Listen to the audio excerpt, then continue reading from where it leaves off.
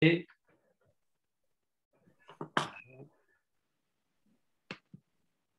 alors, cher Laurence Bertrand d'Orléac, chers alumni, nous sommes très heureux d'accueillir ce soir celle qui est devenue, avant l'été, présidente de la Fondation nationale des sciences politiques. Elle reviendra certainement un jour nous parler quand l'exécutif de l'ensemble du dispositif de Sciences Po sera stabilisé de la gouvernance et de la gouvernance renouvelée de la maison.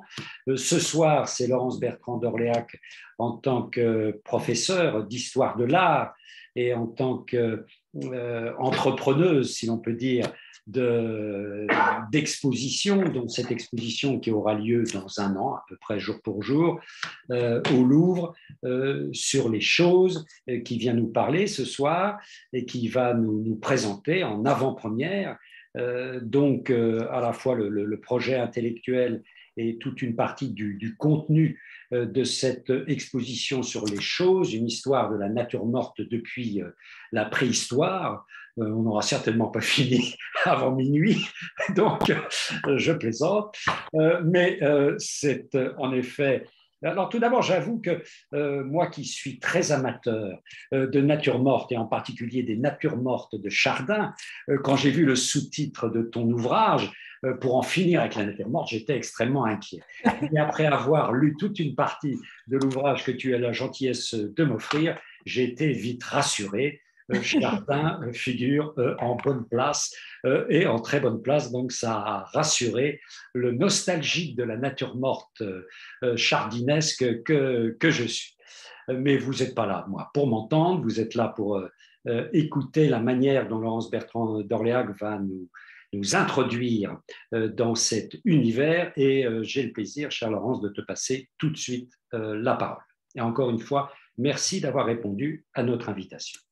Merci, cher Pascal, de ta générosité. Merci de ton invitation, de votre invitation. Je suis ravie vraiment de parler aux alumni ce soir. Alors oui, c'est l'historienne de l'art qui va évidemment vous entretenir d'un sujet, vous savez, qui est encore très vivant pour une nature morte. Il est très vivant tout simplement parce qu'il est en cours. Et donc, je vous mets dans le secret de fabrication, disons, d'une exposition. Et je vais essayer de vous raconter un petit peu quelle est notre façon de procéder, finalement. En tout cas, ma façon de procéder, parce qu'il y en a certainement beaucoup. Pascal, donc en sciences politiques, tu as des méthodes, nous avons les nôtres, mais on sait bien que dans chacune de nos spécialités, nous avons des méthodes parfois qui peuvent diverger. Et j'ajoute que chaque sujet, finalement, exige des méthodes appropriées. Et vous allez le voir, les choses, la nature morte a évidemment ses particularités. Alors, je vais essayer donc de passer d'une image à l'autre. Voilà.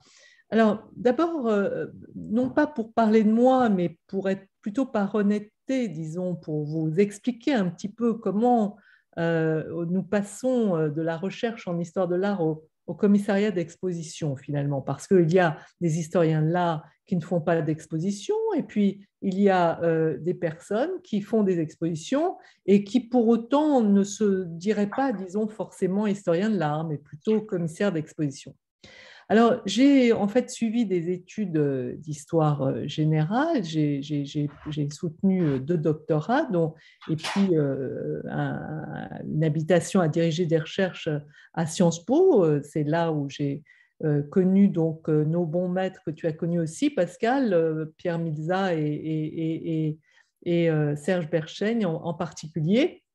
Et j'ai publié donc tout d'abord des ouvrages autour de ma thèse de doctorat qui portait sur la période de l'occupation nazie, donc de la période donc, qui va de 1940 à 1944. Voilà. Et puis ensuite, je me suis intéressée bien sûr à la guerre, mais également à l'après-guerre, qui est aussi importante d'une certaine manière. comme vous le savez, la guerre ne s'arrête pas à heure fixe, hein, et il y a beaucoup d'événements et évidemment et de restes de la guerre dans l'immédiate après-guerre, en particulier dans les années 1946, 1947, je dirais jusqu'en 1948.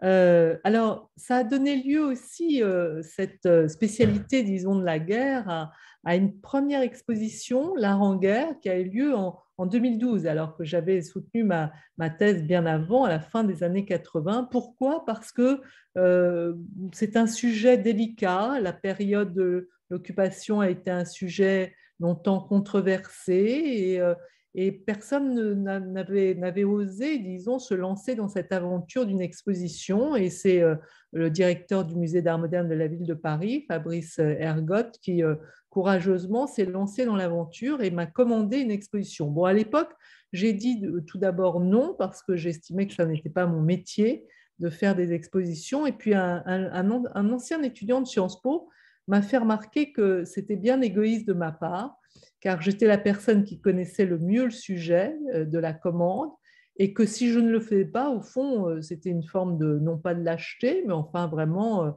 de désinvolture. Et il m'a convaincu qu'il fallait que j'accepte. Et j'ai accepté, et heureusement, parce que je me suis sentie très à l'aise tout de suite dans le commissariat d'exposition. J'ai trouvé que c'était une manière de déplier l'histoire pour évidemment un public beaucoup plus large généralement que notre public quand on écrit, disons, un livre en sciences humaines et sociales. Et donc, ça a été une première exposition au Musée d'Art moderne de la ville de Paris, puis ensuite une exposition qui a circulé au Guggenheim de Bilbao, où il y a eu encore plus de public. Et c'était intéressant aussi de voir de quelle manière, disons, les Basques, si vous voulez, s'appropriaient cette histoire. Comme vous le savez, bon, il y avait beaucoup de Basques espagnols qui ont traversé la frontière à la suite, en particulier, des événements donc, espagnols, et donc beaucoup de républicains qui ont vécu une partie de leur vie en camp, dans les camps d'internement français, dont il était également question dans notre exposition. Donc c'était très intéressant de voir qu'une exposition non seulement pouvait se faire et s'ancrer dans un pays, dans une ville, dans un musée, mais également finalement traverser les frontières. Enfin, en tout cas, il fallait que ça ait du sens, et ça en avait, je crois. Donc, ça a donné lieu aussi à des catalogues, 2 catalogues, où j'ai fait travailler beaucoup d'auteurs. C'était un travail un peu fou, puisqu'il y avait 220 auteurs dans ce catalogue sous forme d'abécédaire. Donc, toute la recherche, si vous voulez, au fond, était convoquée à la fois dans ce catalogue et dans cette exposition. Au fond, j'ai découvert qu'une exposition, ça pouvait aussi être un lieu de recherche, une sorte de laboratoire de recherche. Alors, au fond, je vous parle d'une exposition, mais je vais essayer de me poser la question très simplement de ce qu'est une exposition. Bien, disons que c'est un agencement de choses en un certain ordre assemblé dans l'espace. J'ai mis exprès la maquette de notre excellente scénographe Cécile de Gosse pour l'exposition qui a eu lieu, qu'elle avait elle-même, disons, scénographié, puisque l'idée, c'est d'avoir un propos, disons, et de travailler avec un ou une scénographe. Et donc, au fond, c'est exposer, une exposition, c'est présenter des problèmes et des œuvres dans l'espace. C'est voir les problèmes dans l'espace, c'est voir les œuvres comme des problèmes qu'on pose, un petit peu comme dans un livre. Les problèmes sont des personnages, les idées sont des personnages, là sont les œuvres. Donc une exposition, oui, c'est un agencement, disons, de problèmes, et c'est un magma de problèmes, je dois vous le dire. Pascal me taquinait au début en me disant on y est jusqu'à minuit si on commence à la préhistoire, mais c'est vrai que, évidemment, c'est l'un des problèmes, c'est comment choisir à travers une histoire très touffue, disons, comment choisir un bon scénario, comment mettre en œuvre justement ces problèmes. Alors, bon, vous connaissez cette devise des Shadocks, hein, la plus grave maladie du cerveau, c'est de réfléchir. Eh bien, on réfléchit beaucoup. Dans mon cas, je suis quelqu'un d'assez lent, je dois vous avouer. Donc, C'est un laboratoire de recherche, mais qui pour moi a duré très longtemps, 7 ans de réflexion. Hein, ça fera 7 ans, donc quand on ouvrira l'exposition en octobre prochain.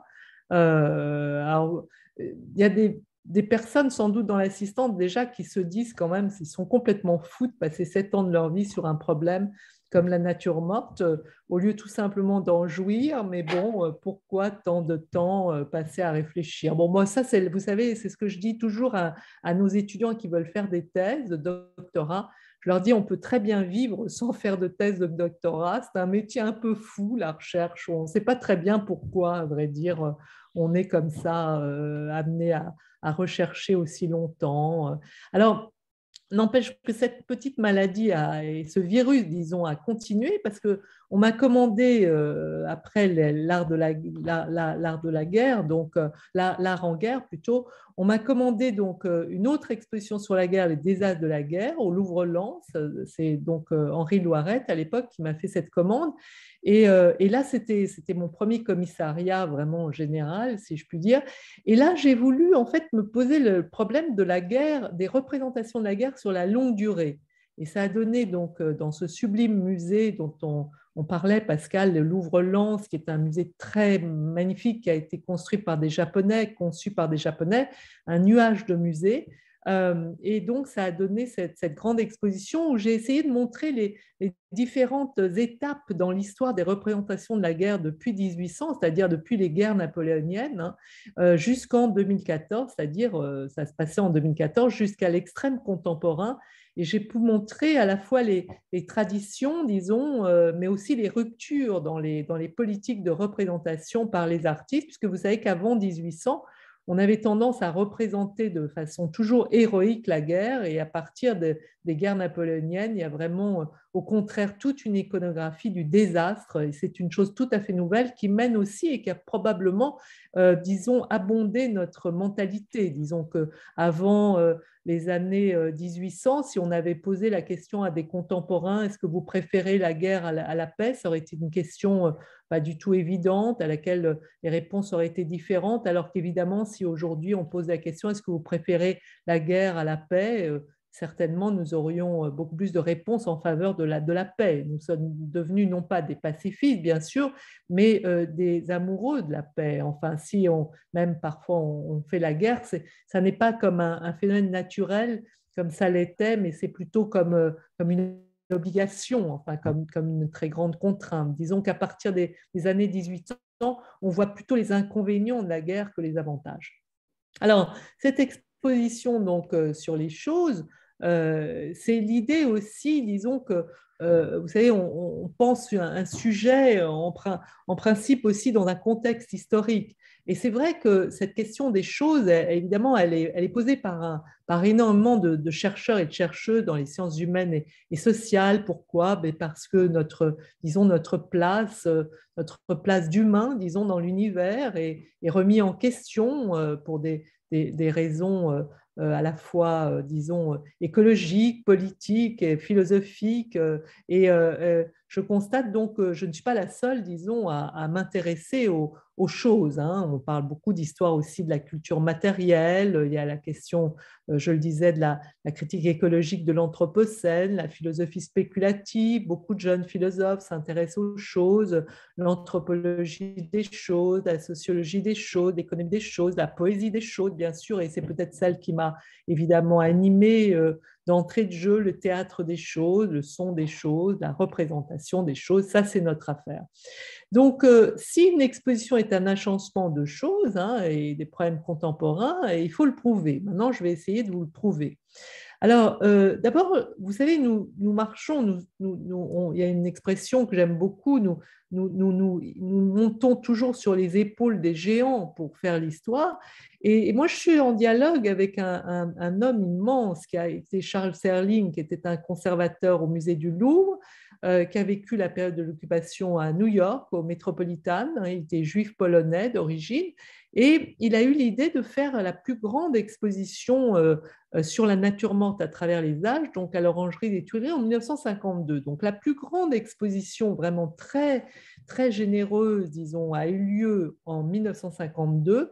Et je dirais qu'à l'échelle même européenne, il n'y a pas eu d'équivalent, disons, depuis. C'était vraiment quelque chose d'assez fou à l'époque.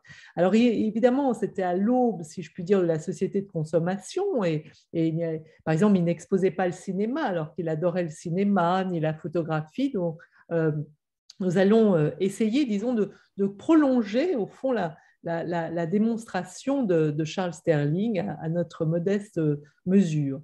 Donc, il s'agit évidemment de partir de nos sensibilités contemporaines pour aller vers le passé. Au fond, c'est toujours comme ça, en tout cas, que je procède. Au fond, c'est parce que je me pose des questions au présent que je m'intéresse à l'histoire et pas le contraire. Alors, ce qu'on va essayer de montrer, si vous voulez, donc plutôt que au contraire d'en finir avec la nature morte que j'adore, c'est la libérer, disons, premièrement de son nom stupide qui ne correspond pas du tout à son état, deuxièmement de son corpus étroit, vous allez voir pourquoi, troisièmement de son carcan chronologique et quatrièmement de son carcan géographique. Voilà le programme. Alors, libérer la nature morte de son nom stupide, bon, ben, vous savez, tout le monde s'en est toujours plaint, c'est une expression vraiment qui ne va pas du tout. Alors, c'est un petit peu mieux, on va le voir en anglais, still life, tout ça, mais ce n'est pas encore exactement ça. Mais enfin, nous, nature morte, vraiment, bon, vous voyez, dès le 19e siècle,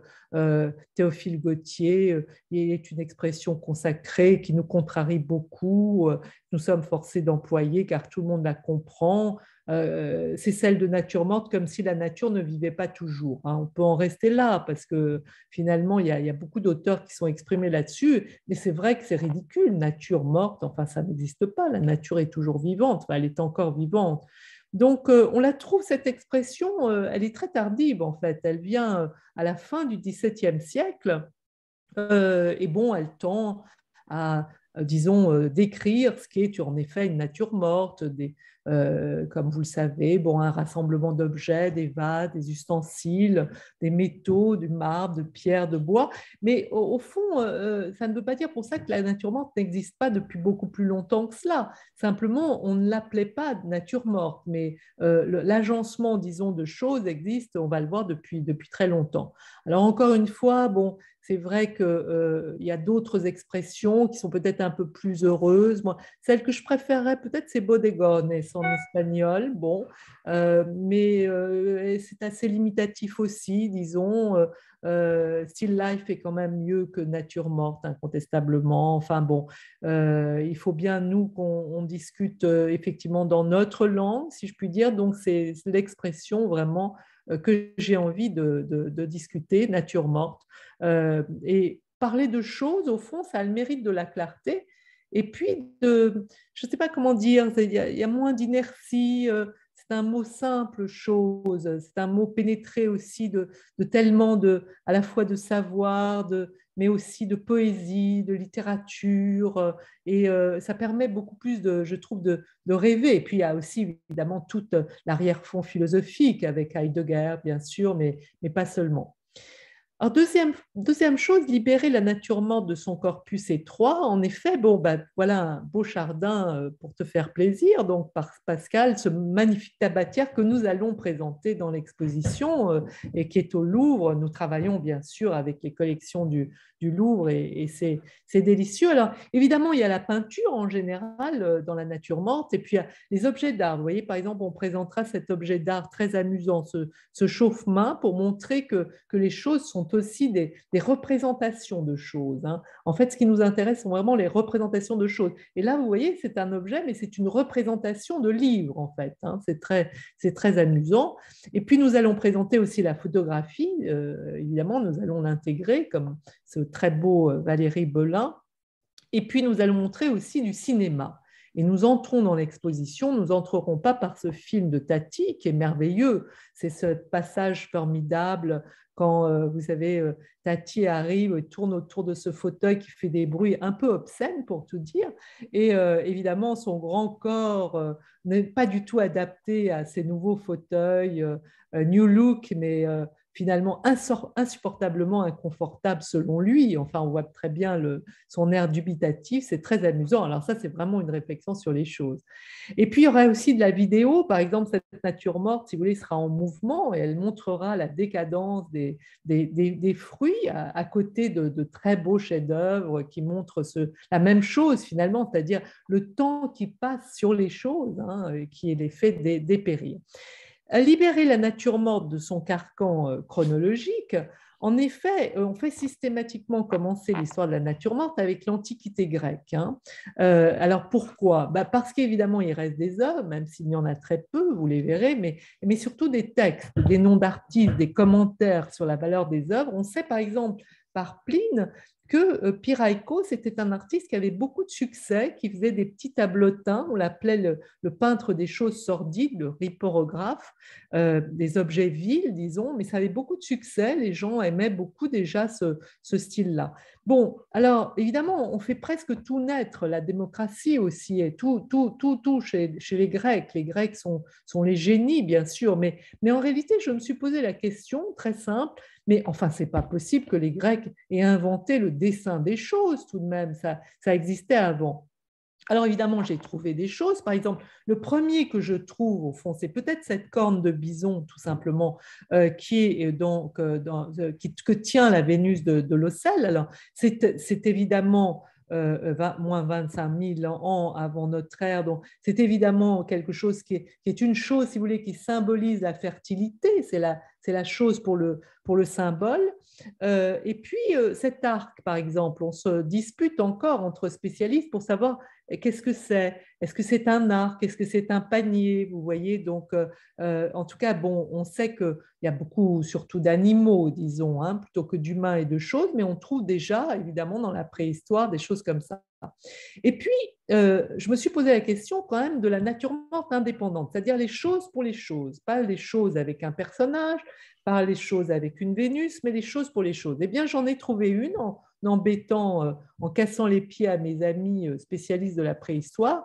Ils m'ont trouvé en fait ce dessin du 19e siècle, mais qui montre en fait un motif de hache dans le cairn de Gavrinis. Alors, c'est un cairn, si vous voulez, qui est littéralement couvert de haches votives, bien entendu, parce que tous ces endroits sont des lieux sacrés, mais vous savez, sur la longue durée, le temps du sacré est beaucoup plus long d'une certaine manière que le temps du profane. Hein, il faut toujours se dire ça, et en art comme ailleurs.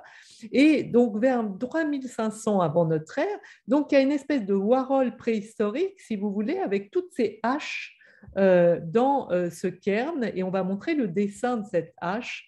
Et alors, si vous voulez, l'idée, et on montrera certaines pièces de Mésopotamie et d'Égypte, c'est que, encore une fois, l'attention aux choses, aux jolies choses, aux choses qui sont signifiantes, elle existe depuis toujours, finalement, cette attention. Hein. Ce n'est pas les antiques, au fond, et ce n'est pas les Grecs qui inventent ça.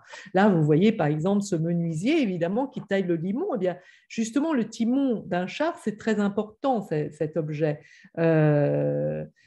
Bon, alors ça, c'est amusant, vous voyez, bon, c'est à Mésopotamie, c'est une œuvre érotique avec cette paille, donc c'est certainement une scène de maison close, vous voyez, donc évidemment, c'est amusant parce que l'objet prend une certaine proportion, si je puis dire.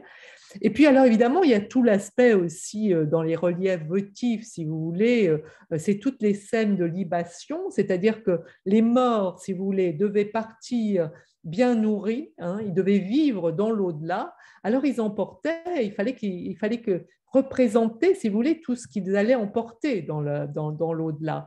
Alors, ils rencontraient les dieux, bien sûr, les déesses, mais ils leur apportaient des offrandes. Et ça, vous voyez, au centre, bien sûr, c'est une formidable nature morte. Donc, le dessin, si vous voulez, de la nature morte, évidemment, vient de loin. C'est ce que j'essaie de vous montrer.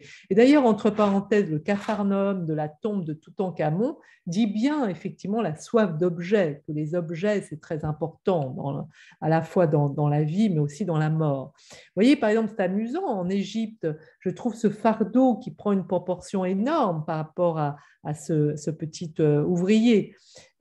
Pareil, là, vous voyez, pareil. En Mésopotamie comme en Égypte, vous trouvez ces scènes d'offrande avec ces magnifiques natures mortes, ces gigots, ces poissons, ces légumes, ces fruits.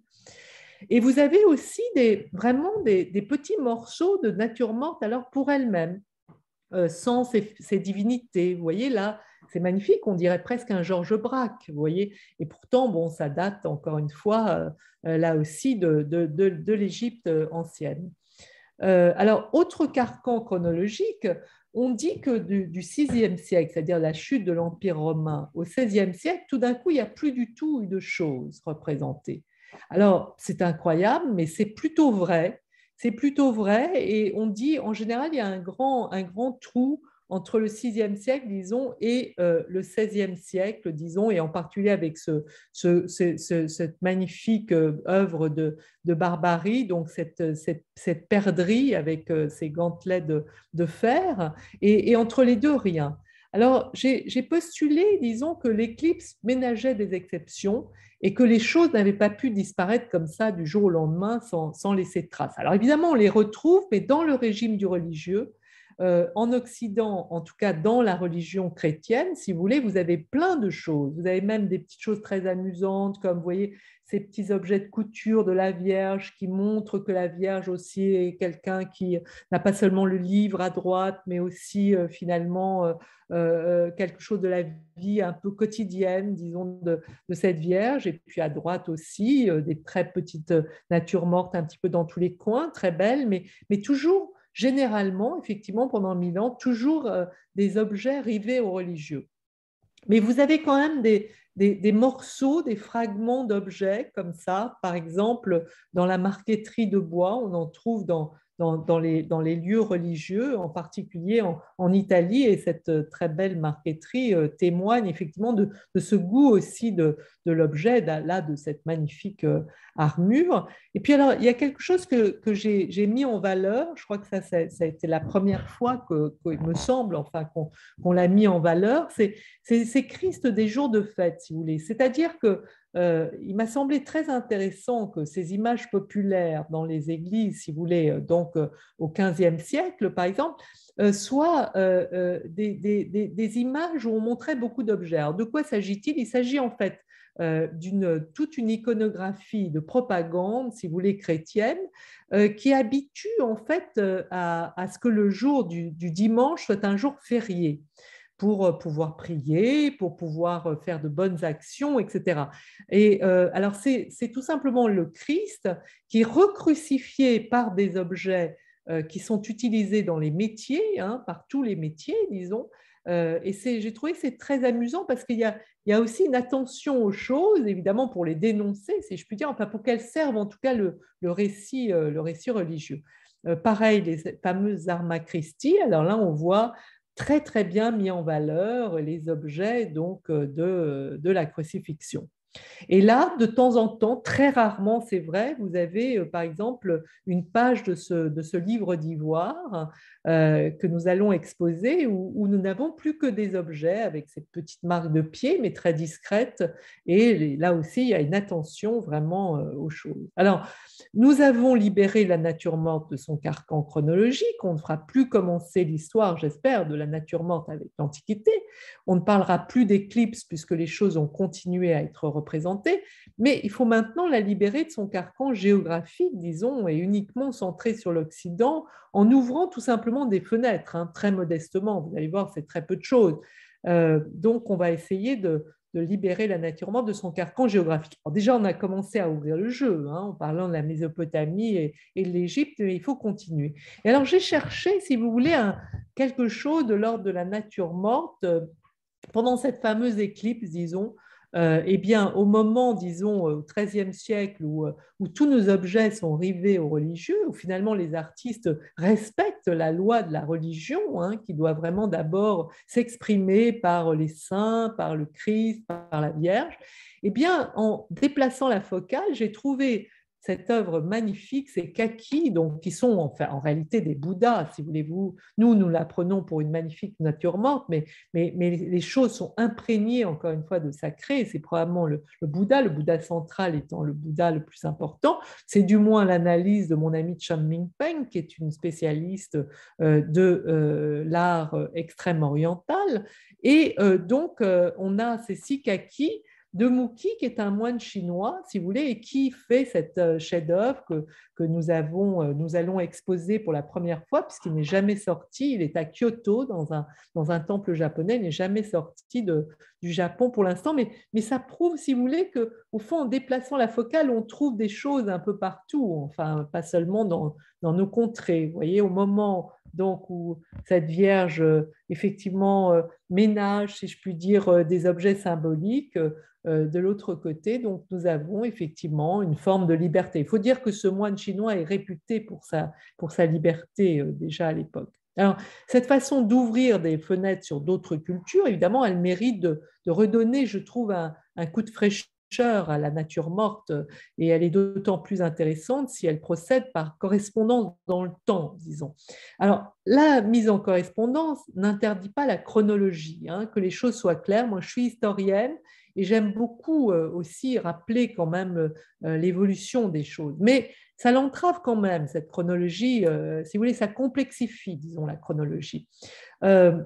L'idée, c'est de comprendre qu'au fond, l'histoire de l'art, l'histoire des artistes, c'est une histoire de dialogue des choses. C'est un dialogue entre les œuvres, au fond. Mais je dirais que c'est un peu pareil dans la recherche. Je pense que nous dialoguons avec les absents, nous dialoguons avec les morts, nous dialoguons avec nos ancêtres, nous dialoguons avec nos maîtres disparus. Je dialogue avec Charles Sterling, je dialogue avec Michel Laclotte qui vient de disparaître. Bien, donc l'idée, c'est qu'une structure chronologique pour mettre en évidence les tournants de l'histoire, dans l'histoire des représentations des choses, il y a des tournants, les différents statuts, les différentes fonctions sociales, religieuses, poétiques, ludiques, mais il y a des rapprochements qui sont significatifs, si vous voulez. Par exemple, la vanité, c'est une figure importante de la nature morte. D'ailleurs, il y a des très belles expositions là-dessus, pour le coup.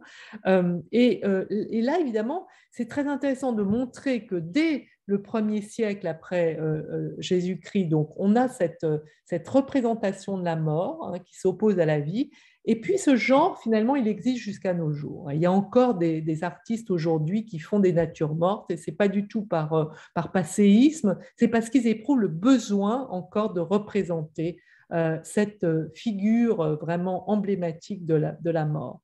Et puis, vous avez des artistes qui dialoguent avec le passé. Par exemple, cet artiste au milieu, là, que vous voyez, ce photographe qui s'appelle Whitkin, donc ce photographe américain, volontairement a tissé un dialogue avec Arcimboldo, donc et c'est très intéressant parce que au fond, ça n'est pas un plagiat, si vous voulez, c'est simplement un dialogue. C'est-à-dire que au fond, Whitkin parle de son époque aussi, mais à travers la photographie, par exemple, qui n'existait pas au temps d'Arcimboldo, mais c'est comme une traduction finalement d'Arcimboldo dans sa propre époque. Puis vous avez un cinéaste formidable, un pragois, donc Svanmaker, dont on va présenter le film, qui joue aussi avec des objets animés, disons, d'une guerre de personnages fabriqués avec des objets, et c'est très amusant, vous direz, c'est très divertissant. Par exemple, Manet, si vous voulez, sa botte d'asperge, évidemment, elle se réfère aussi à un genre, et en particulier à Adriaan Kort, qui est un Hollandais, donc c'est un chef-d'œuvre, et il joue avec ça, mais c'est vraiment du Manet, ça n'est pas du Kort. C'est ainsi que Matisse, pareil, il prend vraiment David de M au sérieux, et il prend le même tableau et il en fait du Matisse. Et on aura les deux chefs-d'œuvre, vous voyez, alors c'est formidable de montrer ce dialogue. C'est comme ça que ça marche, au fond, l'histoire de l'art. Et puis ces figures d'animaux, alors qui prennent un sens particulièrement tragique aujourd'hui, autant justement d'une certaine manière, j'en parlais avec Michel Pastoureau, qui vient de sortir aujourd'hui même un très beau livre sur le corbeau à travers les âges. Et c'est vrai qu'évidemment, eh bien, les animaux n'ont plus le même statut, mais les artistes déjà pressentaient probablement déjà au XVIIe siècle le côté humain, vous voyez, de ce porc, enfin, et il y a quand même quelque chose. Et puis évidemment, ce chef-d'œuvre que nous allons pouvoir exposer, le Zurbaran, la News Dei, qui est vous voyez, bon, bien sûr le bœuf de Rembrandt que nous allons présenter. Alors, à côté, certainement pas à côté, parce que ce Ronway qui est très impressionnant sera réservé à la partie très contemporaine. C'est beaucoup plus notre époque, vous voyez ça. C'est impossible de les mettre à côté d'une certaine manière. Ils se tuent l'un l'autre, je trouve. Et puis, vous avez cette formidable photographie de Serrano, Cabeza de Vaca, qui est la première expression, disons, j'allais dire, de ressentiment de l'animal envers nous. C'est-à-dire vraiment, c'est la première bête qui nous accuse.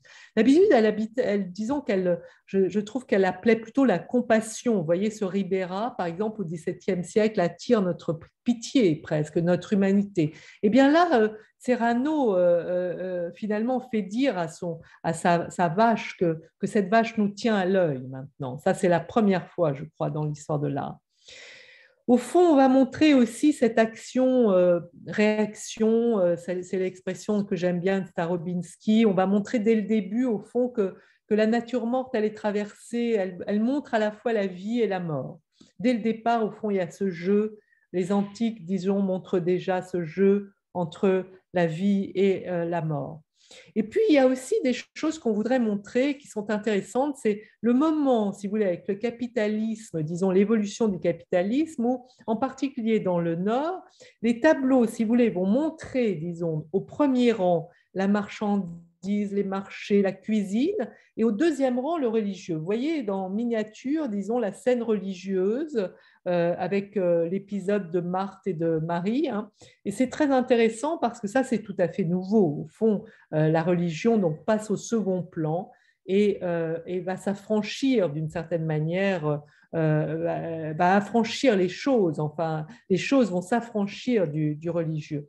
Et pour la première fois, nous allons montrer dans ce chef-d'œuvre de Snyders que également, disons, les choses, la marchandise passe au devant les producteurs. C'est-à-dire, vous avez en miniature, dans le fond de ce tableau, les producteurs de ces choux qui sont présentés sur 2 mètres sur 2. Vous avez vraiment une espèce de presque de nature morte pop art avant l'heure, vous voyez, alors que les paysans sont réduits vraiment à la portion congrue. Ça, je crois qu'il faut réfléchir à ça, à ce qu'a voulu montrer cet artiste en peignant ça. Puis on va montrer aussi des choses, disons, qui sont plus de notre, comment dire, de notre interprétation personnelle, de l'interprétation de la commissaire d'exposition. C'est-à-dire, je voudrais montrer, par exemple, qu'il y a une fantaisie dans ce chef-d'œuvre de Linard, si vous voulez, avec cet objet volant. Vous voyez, c'est très amusant. C'était assez à la mode, ces choses volantes qu'on voyait dans les natures mortes.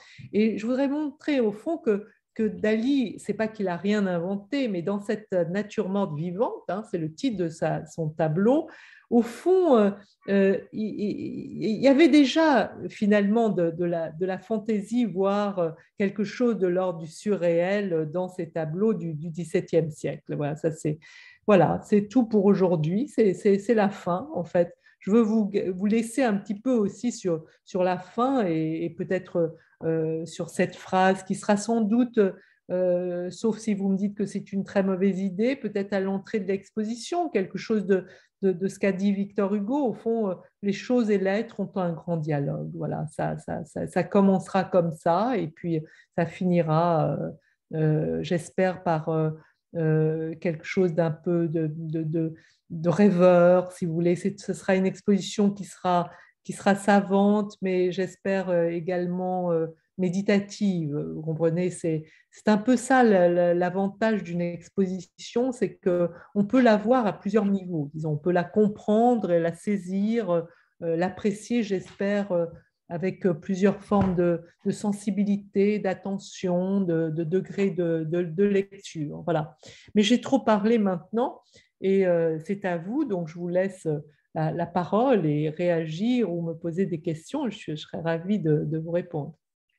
Merci beaucoup, Laurence, de ce passionnant voyage où, en effet, on s'aperçoit que construire une exposition est un véritable processus de recherche et que déjà, il y a en partie des conclusions de cette recherche. Il y a des grilles d'interprétation qui sont offertes et on voit bien comment la longue période des choses telles qu'elles ont été représentées dans la peinture et dans d'autres supports, comment tout cela traduit une évolution sur le long terme du rapport des hommes et des femmes avec les choses. Et en particulier lorsque voilà, les choses vont se détacher des référents religieux pour tomber dans un domaine qui est un domaine plus prosaïque. Mais en t'écoutant, j'avais une question, peut-être pour lancer le débat, à te poser. Il y a certainement, les choses sont de plus en plus entrées dans une logique marchande, hein, d'appropriation des choses, d'évaluation du prix des choses, alors qu'avant, nombre de choses, au fond, échappaient à cela, restaient ou bien dans un registre symbolique, ou bien dans un registre, en tout cas, non marchand. Qu'est-ce que cette invasion de la logique marchande dans l'univers des choses a provoqué ou non en ce qui concerne la représentation des choses dans ces still life?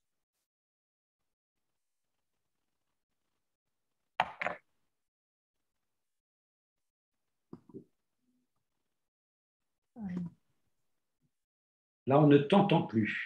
Peut-être. Oui, je t'entends à nouveau. Tu m'entends? Tu as entendu ma question, hein? Oui. Voilà, bon, voilà.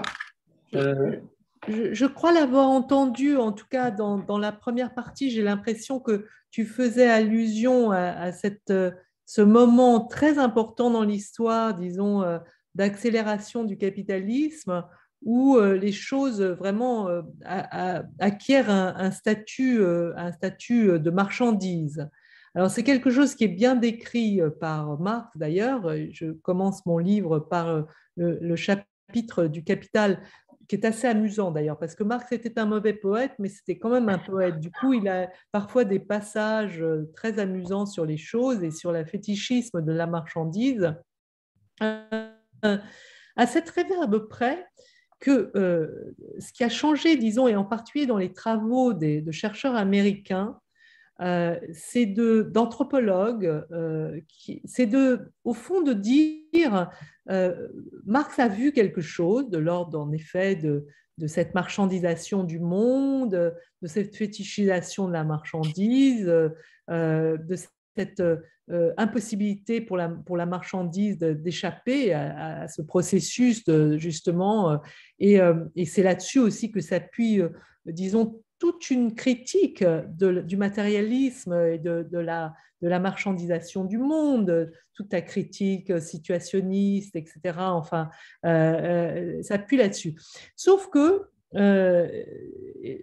j'attire votre attention, mais vraiment à la suite de ces chercheurs, en particulier des gens comme Appadurai, Kopitov, etc., j'ai d'ailleurs fait traduire dans la collection que je dirige au Presse du Réel La vie sociale des choses, qui est dirigée par Appadurai, et on voit toute une mouvance qui a dit c'est très bien, Marx, c'est très bien, mais en même temps, la chose, en fait, ne peut pas se résumer à son statut de marchandise. C'est-à-dire que, je vais prendre un exemple très précis, en fait. Nous achetons un objet, bon, un objet qui peut avoir plus ou moins d'intérêt, évidemment, mais pour nous, qui relève d'un désir, disons. Alors, on achète, je ne vais pas prendre une œuvre d'art, justement, je vais prendre quelque chose... à vrai dire, je vais prendre quelque chose que j'ai sur la table, hein, pour justement prendre un peu n'importe quoi, si je puis dire, de façon indifférente. Par exemple, ma paire de lunettes. J'ai une paire de lunettes là, mais j'en ai une deuxième, plus épaisse, parce qu'elle est plus résistante. Bon. Et effectivement, bon, au départ, j'achète cette paire de lunettes, c'est une marchandise. Hein. C'est une marchandise, elle avait un coût, elle avait un prix. Fixé, bon, on ne va pas rentrer dans le détail, peu importe, mais bon. Et puis, et après, une fois que je l'ai achetée, est-ce qu'elle reste une marchandise? Je ne suis pas sûre. elle devient un objet, elle devient une chose, justement. J'aime bien le mot chose par rapport à objet. Un objet, c'est plus neutre. Une chose, voilà, maintenant, ça devient une chose. Je m'y suis attachée à ces lunettes, à vrai dire. Elles ont une vie. Parfois, je les perds, parfois, je les retrouve. Et il faut que je m'occupe d'elles. Elles ont besoin de... Vous savez, dans Le Capital, Marx dit les choses ne peuvent pas aller toutes seules au marché. C'est amusant, enfin, il faut des... Alors, c'est pour décrire... Ben moi, mes lunettes, elles ne peuvent pas aller toutes seules, elles ont besoin de moi. Mais moi, j'ai besoin de mes lunettes aussi. Il y a un dialogue entre mes lunettes et moi, vous voyez. Alors, j'oublie vite que j'ai complètement oublié que c'était une marchandise. Je m'en fiche complètement du prix même que je les ai payés. Je ne suis pas toujours en train de me demander, tiens, en tant que marchandise, combien je les ai payés. Ben non, j'ai oublié. D'abord, c'est amorti depuis longtemps et en plus, c'est devenu vraiment autre chose, si je puis dire. Vous voyez, donc, il y a quelque chose que je voudrais attirer l'attention là-dessus. C'est vrai que j'aime beaucoup, j'aime beaucoup de Certeau, par exemple, parce que Michel de Certeau, si vous voulez, c'est un penseur, au fond, qui a essayé de voir ce qu'il y avait de bien dans le mal. C'est-à-dire, non, pas de bien dans le mal, mais cette critique, si vous voulez, sociale qu'on peut faire du monde tel qu'il est, au fond, il a essayé de se dire qu'on avait toujours une liberté de le prendre autrement. Je résume vraiment, et pardon vraiment du résumé et de mon interprétation qui est vraiment très, très, très réductrice, mais c'est l'idée, si vous voulez, que ces lunettes, je ne peux pas les laisser à l'état de marchandise. Vous comprenez? Ça devient, elles ont une histoire différente, elles ont une histoire plus longue. Les choses sont marchandises, elles ont une histoire plus longue. De la même manière, je reviens à la question que tu posais, qui était une vraie question très sérieuse et importante, il y a eu quelque chose, effectivement, avec cette intensification du capitalisme, de la marchandisation généralisée, y compris d'ailleurs des organes humains, comme tu le sais, sinon des êtres humains, bien entendu. Mais il y a aussi finalement toute une marge de liberté de penser aussi le monde comme pas uniquement réductible, disons, à la marchandisation. Je vais vous paraître peut-être trop naïve ou trop optimiste, je ne sais pas, mais c'est à vous d'en juger. Je crois qu'il y a une question parce que je vois évidemment l'écran, Manon Renoncia. Voilà. Bonsoir, merci beaucoup. J'ai beaucoup aimé que vous nous partagiez non seulement votre thème d'exposition, mais aussi les coulisses de votre réflexion. Et un peu pour rebondir sur la question de Monsieur Perrineau, moi, c'est un autre sujet qui m'occupe autour des natures mortes, qui me concerne personnellement, c'est le plaisir que j'ai à les regarder, quelle que soit leur époque, leur médium, etc. Et ce plaisir-là, je suppose qu'il a peut-être presque toujours existé chez celui qui a représenté ces choses. Et que ça fait partie je ne sais pas si c'est de sa fonction, mais en tout cas de la représentation en nature morte, que de transmettre une forme de plaisir des sens, en tout cas un plaisir esthétique, un sens poétique de la chose. Et alors, bien sûr, il n'a pas toujours été central, puisque parfois c'est plus un symbole qu'une représentation en tant que telle. Mais j'ai l'impression que cette tension-là a toujours été présente, enfin que c'est presque une constante. Voilà, ce plaisir esthétique à représenter et ce plaisir esthétique à recevoir cette nature morte en tant que regardeur. Bon, c'est peut-être une projection de ma part, mais j'aimerais bien avoir votre sentiment là-dessus. Ben, écoutez, nous avons la même, évidemment, et je partage ce plaisir des choses, et je crois que ce plaisir a toujours existé. Ça, c'est, disons, pour rester objectif. Mais vous voyez, pour vous faire rire, je ne citerai pas de nom, bien entendu, mais une personne qui avait, disons, une fonction assez importante et dans la discussion sur l'exposition, elle a déclaré, mais moi je déteste la nature morte. Donc en fait ça existe et aussi vous voyez, les gens qui détestent la nature morte. Pourquoi? Parce qu'au fond, nous probablement nous arrivons à faire parler les choses. Mais peut-être que c'est aussi un genre qui ne dit rien à personne, c'est-à-dire qu'il y a aussi vous voyez, finalement, quelques fruits, ça peut être… Pourquoi? Parce que dans l'histoire de l'art, depuis le début, le genre de la nature morte, y compris chez les Grecs d'ailleurs, hein, encore une fois, Pyrrhikos avait beaucoup de succès, mais il faisait des choses sordides. C'était sordide, c'est-à-dire ça a été un genre déconsidéré pendant très très longtemps. Disons que jusqu'à Chardin, je dirais que Chardin a donné vraiment ses lettres de noblesse à la nature morte. Mais avant, si vous voulez, le genre principal, eh bien, c'était à la fois, je dirais, la mythologie, bien sûr, la scène religieuse, et puis le portrait. Hein. Après venait le paysage, un peu après, puis après la nature morte. Mais la nature morte et la scène de genre venaient vraiment un peu comme des déchets de l'histoire de l'art. Bon, on est sorti évidemment de cette caricature, mais quand même, il reste parfois des a priori. Et je crois que, bon, on ne va pas faire de ça un combat du tout, parce que je pense que maintenant, il est gagné, si je puis dire.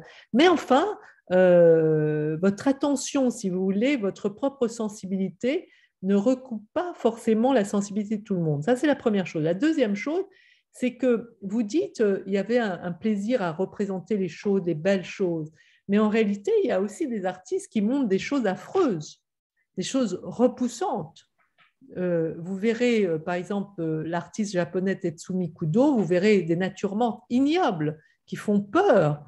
Donc, ça peut être ambivalent aussi. On peut représenter des choses affreuses, peut-être pour les exorciser, justement, parce que je crois que la représentation nous permet justement d'échapper à la réalité, à nos angoisses, etc.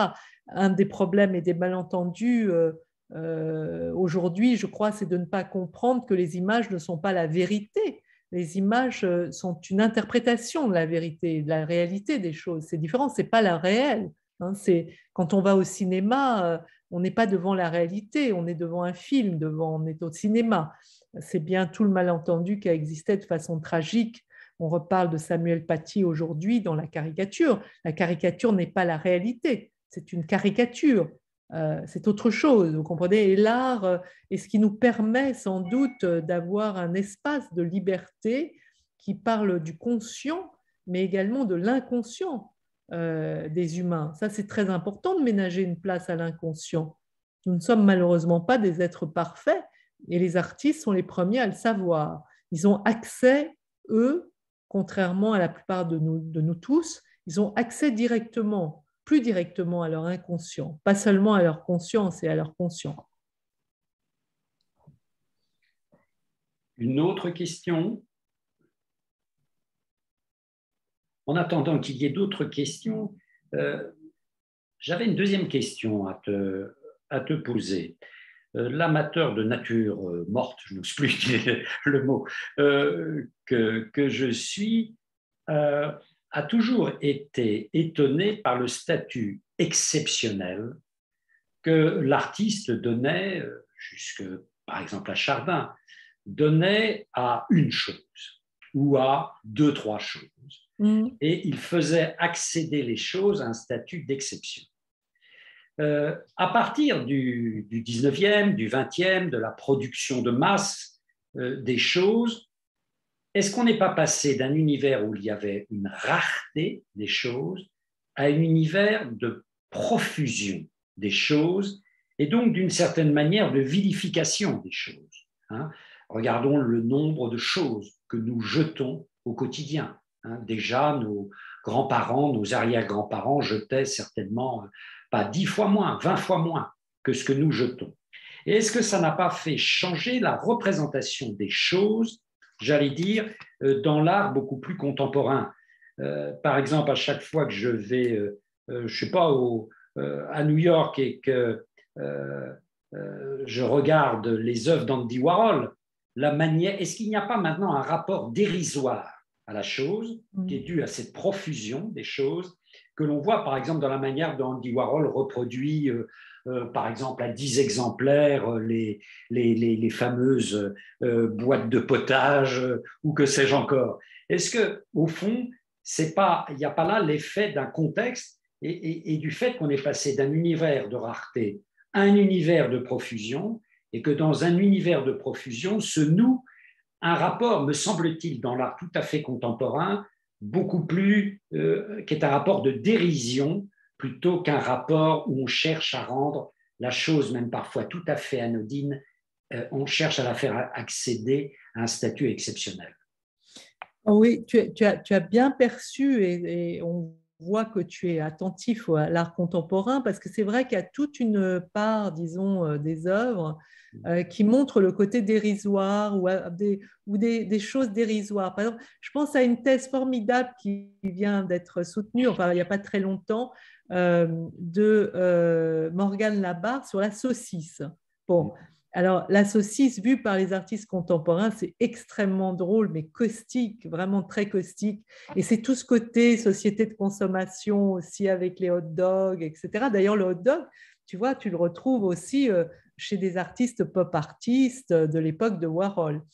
Et bon, alors en même temps, c'est un peu ambivalent parce que tu vois, par exemple, les canettes, justement, dont tu parles de Warhol, c'est presque aussi une espèce d'icône, ça devient un peu des icônes, c'est un peu, à partir du moment où c'est peint par Warhol, c'est pas comme Miss Taylor, mais il y a quelque chose aussi d'une élévation du statut. Mais quand même, les artistes, il est certain, et surtout à partir des années 50-60, 1950-1960, ont montré la profusion des choses, leur côté parfois dérisoire. Aussi, ils les ont mélangés avec les êtres. Et de certaines manières, ça rappelle aussi ce qu'ont voulu montrer les artistes du XVIIe quand ils mélangeaient les corps de femmes dans les marchés comme des espèces d'objets à vendre. Et là, il y a une étape ultérieure du capitalisme qui montre cette profusion des choses et le côté dérisoire, le côté aussi les déchets, tu parlais, c'est très intéressant ce que tu dis, en effet, notre rapport ne peut pas être le même. Nos grands-parents conservaient des choses de génération en génération, je ne parle pas seulement des draps, mais des couverts, etc. Et donc, il y avait une sorte presque vraiment de sacralisation d'un certain nombre de choses. Or, maintenant, bien sûr, on fait une consommation absolument inouïe et ces décharges, d'ailleurs, c'est très intéressant. Tous les travaux sur les déchets sont fascinants. Et les nouveaux réalistes, par exemple, comme Armand, comme Spoeri, etc., ont travaillé sur ces objets, disons, amenés à l'état de déchets. Et là aussi, ils ont, je crois, voulu attirer notre attention sur le changement de société. D'ailleurs, leur critique donc, a beaucoup insisté, Restani, sur le fait que c'était un art sociologique, c'est-à-dire vraiment une étude sociologique de notre société. Il y a quelque chose vraiment de... Donc, je crois qu'il y a effectivement quelque chose de cet ordre-là. Alors, je vois en marge, je commence à regarder le courrier. Ce n'est pas le cas chez Morandi. Alors, je ne sais pas ce qui n'est pas le cas chez Morandi, mais certainement là, chez Morandi, on est encore dans un... D'ailleurs, il sera évidemment dans l'exposition. Et on est encore dans une disposition très XVIIe siècle des choses, alors vraiment avec une sacralisation. Il y a quelque chose aussi de Francis Ponge, enfin, il y a vraiment... et les déchets deviennent des matériaux d'art, absolument. On parle de plus en plus de upcycling, oui, c'est-à-dire vraiment le recyclage aussi. On fait des œuvres d'art à partir de choses qui sont recyclées. Ça existe en particulier après la Seconde Guerre mondiale. Par exemple, il y a une très belle sculpture de Villeglé, qui est un nouveau réaliste, il sera un nouveau réaliste, qui prend quelques bouts vous savez, de bouts de fer qu'il ramasse sur les murs de l'Atlantique, sur le mur de l'Atlantique, et puis il en fait une petite sculpture, il fait deux personnages à partir d'une chose. Donc, il y a tout cet aspect aussi de récupération de choses pour montrer autre chose. Mais il est certain que l'histoire de l'art, disons, peut montrer cette évolution incontestablement, et on va le montrer. On verra qu'il y a même s'il coexiste toujours quand même une certaine volonté de donner aux choses un statut de majesté, disons, Et on est vraiment...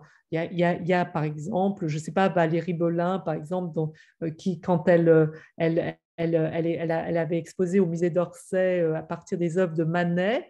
Et c'est vrai qu'il y a encore une grande sacralisation chez elle dans ces corbeilles de fruits, si vous voulez. Mais même si elle utilise la photo, si ce sont des couleurs plus stridentes, etc. Donc, mais il est certain on va quand même s'intéresser en effet à ces changements de statut des choses. C'est très important dans l'exposition, oui. Et est-ce qu'il n'y a pas aussi dans une partie de l'art contemporain, j'allais dire, une utilisation plus subtile et très riche de la nature morte comme évocation? Je pense en particulier à quelque chose auquel moi je suis très sensible, c'est toute l'œuvre d'Anselme Kiefer, hein, dans lequel, par exemple, quand il ne peut pas, pour lui, l'horreur concentrationnaire, par exemple, ne peut pas se représenter. Et donc, il va simplement sortir 3 ou 4 lits en fer qui sont, voilà, qui évoquent ces hommes et ces femmes qui ont vécu pendant 2 ou 3 ans l'horreur sur ces lits de fer. Et à partir de ces lits de fer avec des numéros en bas des lits, en effet, il fait rentrer celui qui regarde dans une profonde réflexion et dans un accès à l'horreur sans être effaré par l'horreur. Hein.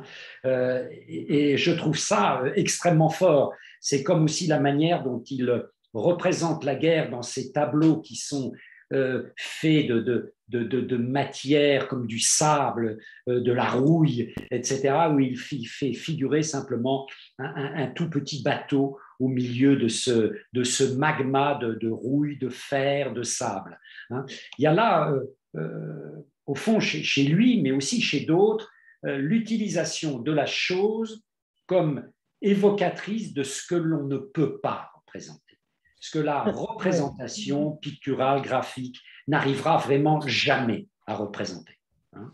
Alors là, tu poses une question essentielle et tu me permets de rebondir sur une question essentielle, c'est-à-dire que au fond, la chose, comment dire, parle toujours de l'absence. Et ça, je crois vraiment, c'est une constante. Et la chose parle des humains, mais autrement.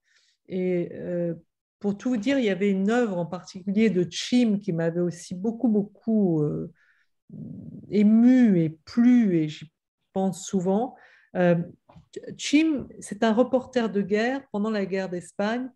Il prend une photographie d'une machine à écrire sur un champ détruit, sur un champ détruit par la guerre, et une machine à écrire, comme ça, comme le personnage de l'histoire, ce qui reste de la guerre.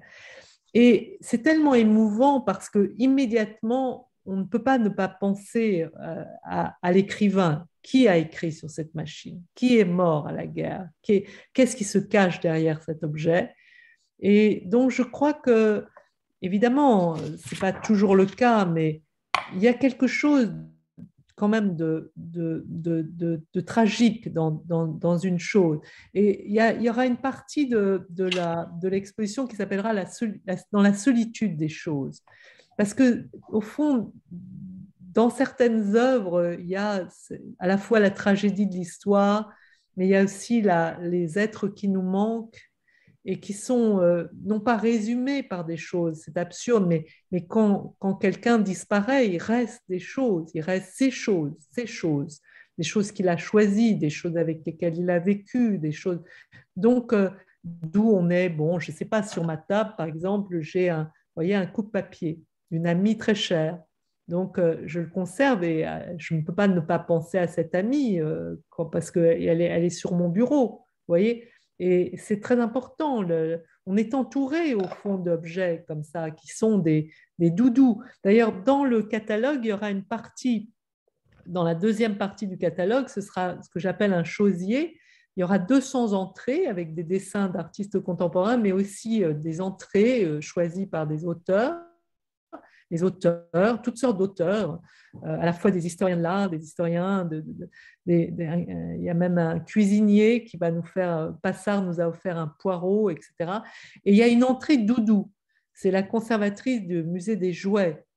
Mais c'est important le doudou, vous voyez ce que je veux vous dire. C'est un objet essentiel pour un enfant, le doudou. C'est ce qui fait le lien avec le monde et ce qui va permettre le lien entre la séparation entre la mère et, voyez, et l'enfant, et ça transite par un objet. Donc, sans être fétichiste, hein, parce que, bon, évidemment, attention, je suis ni fétichiste, ni je crois, disons, à la vie des choses plus que ça. Mais ça a un rôle très important dans l'histoire. Alors, cet artiste qui est obsédé par la guerre, Kiefer, cet artiste allemand obsédé par l'histoire de la Seconde Guerre mondiale et du rôle de son pays dans l'histoire de la Seconde Guerre mondiale, il trouve rien d'autre que Célie, en effet, ce petit bateau qu'on voit chez Redon aussi pour montrer la fragilité humaine et en même temps la tragédie. C'est très émouvant quand même, c'est vraiment très émouvant. Et en t'écoutant, en parlant, tu parles de doudou, d'objets transitionnels, quoi. Il y a des choses transitionnelles. Et il y a des artistes qui arrivent avec beaucoup plus de force que d'autres à utiliser la chose comme chose transitionnelle, vers autre chose. Hein, oui, c'est ça. Hein, voilà. Exactement. De toute façon, vous savez, au fond, oui, on parle de Boltanski. L'expression commencera, pour tout vous dire, par un Boltanski. Je vous mets vraiment dans le secret. Hein. Ah, formidable. Eh bien, une des premières pièces que vous verrez dans l'exposition sera de cet immense artiste qui vient de disparaître, Boltanski. C'est une pièce qui m'émeut énormément. C'est une série très longue de photographies de vêtements d'enfants. C'est tout. Bon. Et comprenne qui pourra. Chacun le prendra comme il voudra, si vous voulez. Mais c'est une œuvre qui m'a bouleversée dans l'exposition à Beaubourg. Très importante, je trouve, cette œuvre. Ouais, ça met évidemment dans l'ambiance. C'est au fond l'idée aussi des restes de l'histoire, disons, les restes collectifs. Ça, c'est les haches qui seront dans la première salle, les haches préhistoriques que je vous ai montrées. C'est les restes de l'histoire collective et les restes de l'histoire individuelle. C'est les deux, au fond. Les choses nous touchent, enfin me touchent, parce que ce sont les restes de cette double histoire, au fond. Et on passe de l'un à l'autre et on est sensible à l'un, mais aussi à l'autre. Et ce coupe-papier, pour vous, ne vous dit rien. À moi, évidemment, beaucoup. Mais vous voyez, c'est un petit peu ça, au fond, l'histoire de l'art aussi. C'est qu'il me semble que ça peut permettre de parler de l'histoire collective, mais par l'histoire individuelle. C'est-à-dire, comme ça nous touche, alors on peut peut-être accéder de façon plus sensible, mais peut-être plus directe aussi à l'histoire collective. C'est un peu le pari que j'ai fait quand j'ai choisi l'histoire de l'art. Vous savez, mes bons maîtres, Pascal, Pierre et Serge auraient bien voulu que je fasse de l'histoire politique, parce que la politique était vraiment ma passion aussi. Mais j'oscillais toujours entre les deux. Bon. Mais bon, ça a plutôt été l'art. Bon. Mais c'était un pari un peu douteux à l'époque, parce qu'on se disait là, vous savez, je me souviens de mon banquier qui disait, enfin moi je comprends pas, mademoiselle, vous voyez, ma femme elle est comptable et puis le dimanche elle peint. Je comprends pas ce que ça veut dire votre métier. Vous vous dites historienne de l'art, mais vous savez les débuts sont difficiles chez les artistes et chez les historiens de l'art. Alors ils comprenaient pas du tout. Donc, c'était pas évident. Et mes bons maîtres à Sciences Po, et c'est ce que j'aime à Sciences Po, c'est cette pluralité, c'est-à-dire cet libéralisme, disons, vraiment au sens fort. Et ils ont été très chics de me laisser aller vers cette voie-là, alors que bon, c'était un peu mineur, ça avait l'air un peu mineur, disons, un peu périphérique, mais pour moi, c'est important, cet objet artistique qui permet d'accéder à beaucoup de choses, je trouve. Alors, j'ai lu qu'il y avait dans l'espace de discussion de Daphné Anglès une question. L'expression nature morte est brutale, elle traduit une vision des objets comme être inanimés, sans vie. Quelle est l'origine de ce terme et pourquoi en anglais le terme est-il plus adouci? Still life, vie immobile.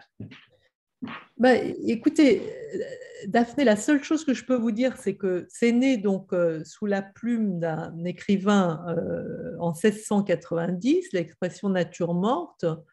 Elle fait certainement référence plutôt au gibier mort, d'après ce que nous savons. Et c'est donc brutal, du coup. Vous avez raison de dire brutal. C'est une vision quand même, c'est vraiment brutal. Parce que finalement, ça ne s'intéresse qu'à un type d'objet, c'est-à-dire la viande morte, probablement le gibier. Quant à Still Life, qui est plus fin, plus vie immobile, quoique, parce que nous avons aussi pas mal d'œuvres qui sont très bruyantes d'une certaine manière, qui ne sont pas du tout silencieuses, qui sont à la fois très sonores et peu silencieuses et peu immobiles. Par exemple, Picasso, qui avait un dialogue constant avec les choses et qui en a peint beaucoup, et sculpté beaucoup, adorait les choses. D'ailleurs, dans sa poésie, il fait venir les choses avant les humains et les animaux. Il est vraiment obsédé par les choses. Il disait qu'il n'arrêtait pas de se disputer avec les choses. Donc, et c'est un rapport très violent qu'il a avec les choses, en fait. Donc, c'est pas Still Life, vie immobile. Lui, il les voyait plutôt toujours en action, en train de l'embêter et de l'entraver dans ce qu'il faisait. Mais je ne sais pas pourquoi cette expression, disons, pourquoi naissent les mots. Vous avez, dans l'abécédaire, j'ai réservé, les auteurs ont choisi leurs mots, leur entrée. Mais Alain Ray, le merveilleux linguiste, qui était un ami, évidemment, à l'entrée chose. Et c'est le dernier texte qu'il a écrit, c'était pour nous, et c'est l'entrée chose. Et alors, il nous explique, lui, le mot chose. Nature morte, c'est un autre ami qui a écrit beaucoup sur la nature morte, qui est Étienne Jolet, et qui va résumer la situation. Mais bon, il s'intéressera à l'histoire de la nature morte, mais également aux termes. Mais Still Life, oui, il faudrait voir pourquoi un auteur a été plus inspiré qu'un autre. Enfin. Claire Audifray, là, dans le dialogue qu'on nous dit, est-ce qu'au fond, ça n'est pas avant tout à cause ces représentations allégoriques de la mort que sont les vanités? C'est possible. C'est possible parce que c'est quand même dans le genre, si vous voulez, il y a évidemment plusieurs catégories à l'intérieur du genre nature morte, mais il est vrai que la vanité occupe quand même une place importante. Important. Oui, c'est vraiment important. Et d'ailleurs, c'est vraiment très présent, encore une fois, chez les artistes contemporains. Vous verrez, il y a toute une enfilade de vanité. C'est vraiment un genre qui perdure. C'est très émouvant de penser qu'on est encore obligé de symboliser, disons, la vie qui passe et la vanité au sens. Alors, c'est ambivalent dès le départ, c'est-à-dire que c'est l'idée, attention, évidemment, la vie est ici et maintenant, et ça va être soit pris du point de vue, disons, profane, c'est-à-dire jouir de la vie pendant qu'il en est encore temps. Et au contraire, la vanité, à partir du moment où la chrétienté va s'en emparer, ce sera attention, vois ce qui t'attend, donc, et surtout pense à la mort, parce que c'est là le combat, c'est après.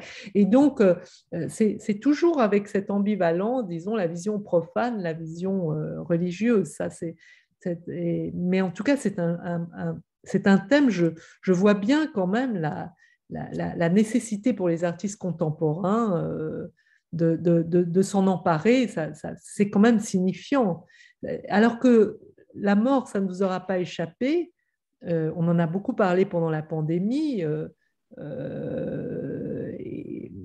Non seulement elle gêne, mais elle est quand même renvoyée à la périphérie de de nos sociétés, si vous voulez. Hein. C'est un vrai problème, on l'a bien senti. Et donc, je crois que les artistes nous disent ça aussi, ils nous disent attention, on n'est pas seulement, on ne vit pas seulement dans le pur présent, comme pour citer cette expression donc, de Hartog. On essaie de nous faire vivre dans le temps présent, mais on n'est pas complètement fou quand même. On sait qu'il y a un passé, il y a un avenir, il y a une fin aussi. Oui. D'où la nécessité de lutter contre le présentisme, et les artistes sont peut-être beaucoup plus vigilants sur ce terrain que d'autres en ce qui concerne cette lutte nécessaire contre un présentisme littéralement envahissant, en effet. Oui.